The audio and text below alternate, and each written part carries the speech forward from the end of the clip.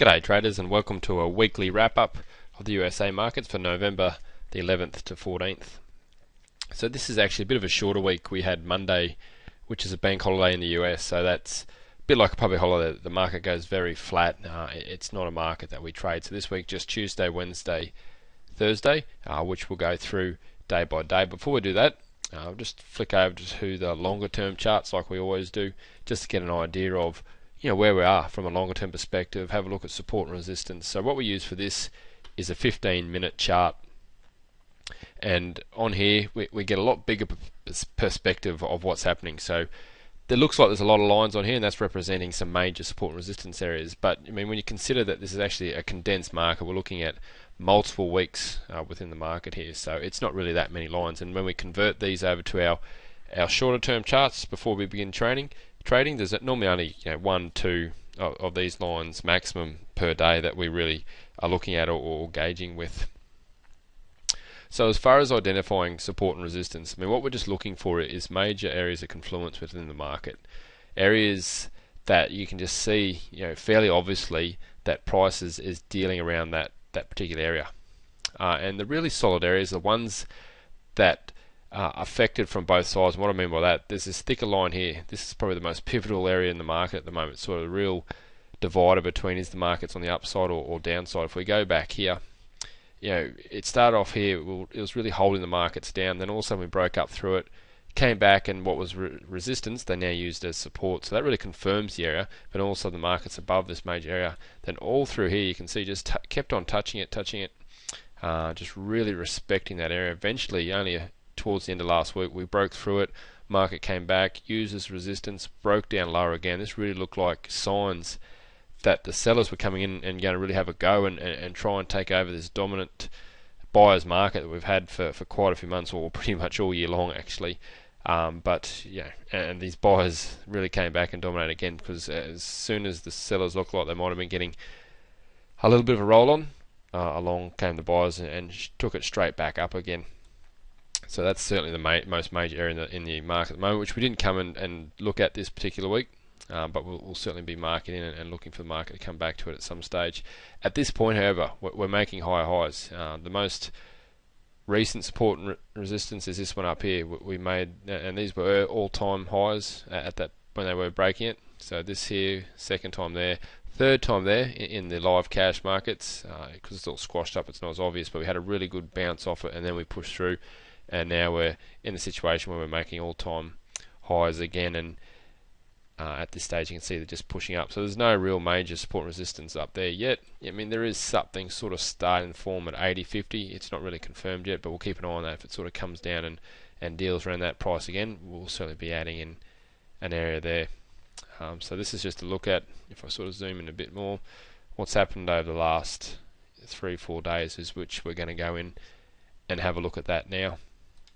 Before I do that, I just want to bring up something just to introduce to you a little bit more about, and this, I don't know if it's something that you've sort of picked up on before or done any research into as a trader, but what happens, and I've got a daily chart here, and I want to talk about markets where you get tight markets and then you get a lot better markets where they range a lot more, and how it's quite predictable to sort of know and understand what type of markets are coming in and we're potentially going to get, whether they're going to be tighter or wider. And the fact is, this week we've had a bit of both. It's just because the market's getting a bit volatile and trying to pull back at its highs and going back at its highs again, and as a result we're getting all sorts of different markets. But typically what happens when the market's trying to push higher, all these high points here throughout the year, starting back in April, then May, again in August, you can see all these high points. At the time they were highs within the markets and they were breaking high, and each time the market goes higher they dramatically slow down, they tighten up, the width really starts to narrow, and as a result sort of the battle between the buyers and sellers starts to dwindle away, and as a result you get lower volume and lower width within the market. As soon as these markets pull back, you'll see a lot more width, a lot more action with the market, because all of a sudden there's a low point and a high point for these markets to aim at, and that increases volume, and as a result more action within the market and more movement. So that's why up here this week we had this, some decent pullbacks, then all of a sudden back to its highs. So that's why we're getting some different markets. So if you keep an eye on that, it gives you a really good indication of what's potentially happening, and it lines up really well with. And I'll bring up another spreadsheet here just quickly before we move on. And what this is, just to explain it very quickly, it's the average daily range. We're just basically taking the range of the day and just taking the last 10 days range and dividing by 10. That gives us an average figure of roughly how much the market's moving, as in width wise. So down the side here you've got 5 points all the way up to 20, 25 points above that, and you can see the market moves through different periods throughout the year. So middle of the year here it's moving really well. Down through here we can see the market's a lot tighter, a lot smaller width. The red line represents this year.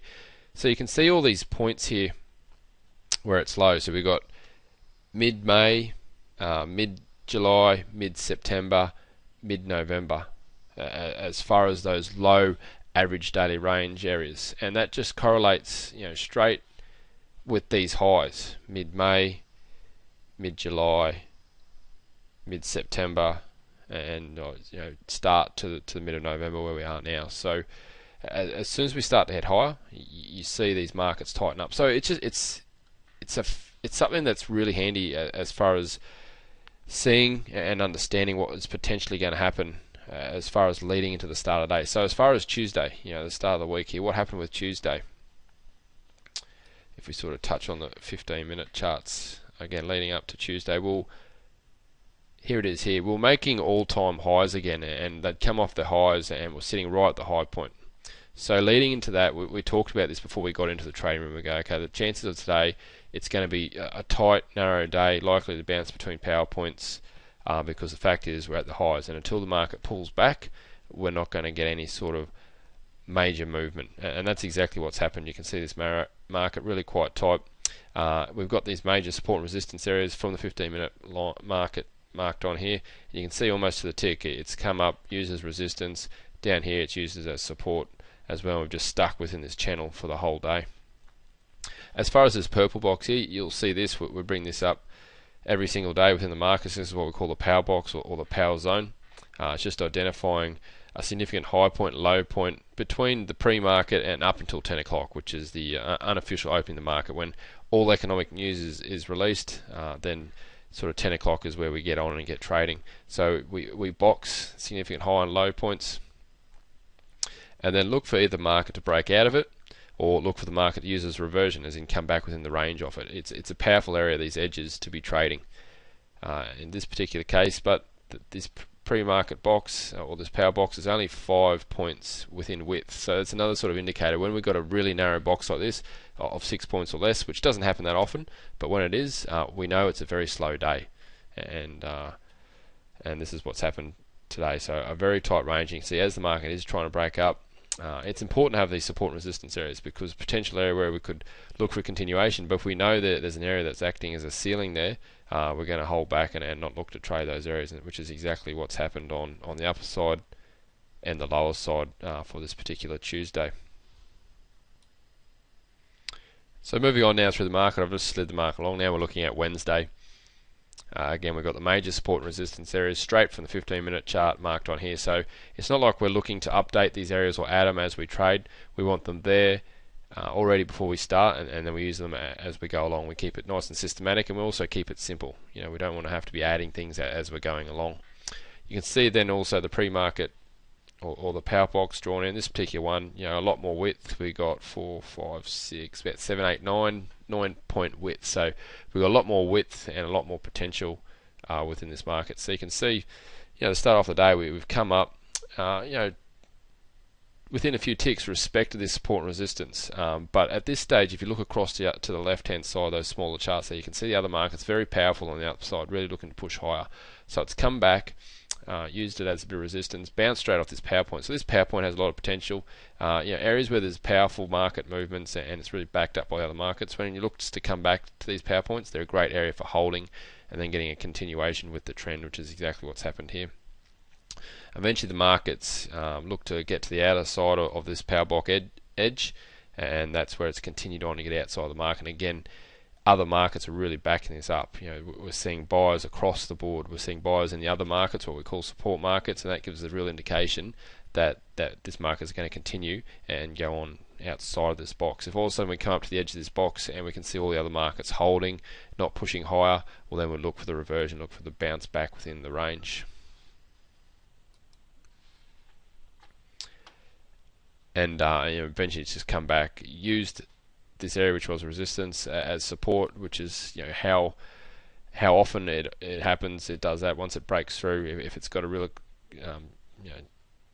form of continuation, looking to really go on with it, they'll come back and use that area, retest it, and then bounce off it. And that's exactly what they've done.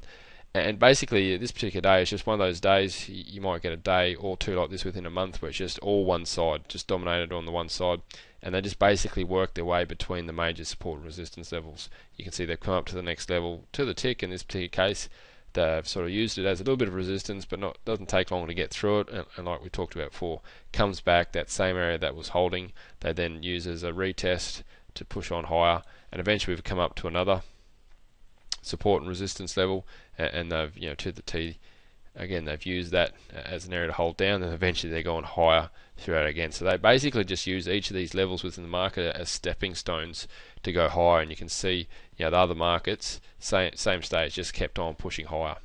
So on these particular days, when other markets are pushing higher, it's just a day just to stick with the trend. Sometimes you'll see it get to a level and really start pushing back in the opposite direction, and then you'll see the other markets really change and get a heap of opposite direction. And in this case, you'd see some sellers really start to come in, and that's where we can actually look for reversal trades, or what we call reversion trades, to go back in the opposite direction. But this day is certainly not one of those days. That you can see at no stage where there any really sort of sign of sellers coming into these markets, and at every stage possible, these pullback power points were just holding and taking the markets higher.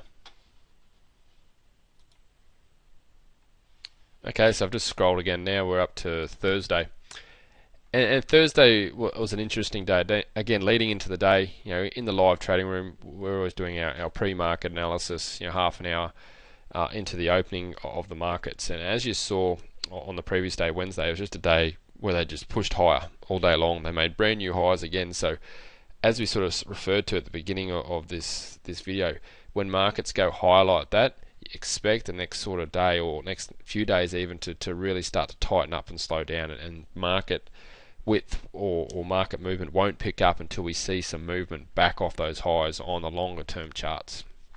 So we spoke about that, and today being potentially a bit of a range day, a range bound sort of day, and at most circumstances that's what's happened. To start off with, a good first few hours here within the market, we really bounced between these power points. There was no sort of real direction or momentum either way. Through this zone here, you can see, if you sort of look across the other markets too, there was sort of mixed feelings from the support markets. You can see this top Russell, this top one here, the Russell, trying to push down, and then you can see this bottom one, the Nasdaq, really on sort of the opposite side, trying to push higher. So normally other markets will all work together, and you'll see some confluence there, but occasionally you get circumstances like this where they're at opposite ends and sort of working against each other. If that's the case, it's just a real sign that there's no real strong buyers or sellers within the market, and you're likely to get this choppy action like we're seeing here. It's just a sign just to sort of hang back and wait till they all start to get on the same side and move together. And it's through this area here, when we started to break up high, you can see then there was a move higher from all the markets. Just initial sort of move up to the edge of the power box, pull back, and then eventually it's broke through it. As far as looking for it to continue on out and really get a push out here, it's not the best one to be looking at. It's not the strongest one, because again, if you look across to the other markets, it's this top Russell, like it was doing it earlier on. It started to get a move to the upside, but it was certainly still hanging back off its highest points. The Nasdaq was supporting it, was breaking up higher, but really the Russell wasn't showing real strength. The buyers were there, but they weren't just busting up and pushing through the highs. So that's sort of, in the end, what's led this market to come back to the edge of this power box, and just from there deal sideways. You can see very sideways movement there. So apart from that sort of an hour or so movement where it pushed up higher, a very sideways move through the afternoon, and a very sideways start to the day, which is really just a result of these markets being at their highs on the longer term charts. So that leaves us up to now, currently the end of the week. Obviously, there's still Friday to come within the trading, but we just do these wrap ups from Monday through to Thursday. So we'll be back to look at what happened next week, and we'll talk about these longer term charts again and just really see what they want to do. And what we are hoping for is that they do pull back off the highs, because that, as we spoke about, means more width and more movement within these markets, which is good because that brings more opportunities with it. So have a great trading week, and we'll be back next week to do it all again.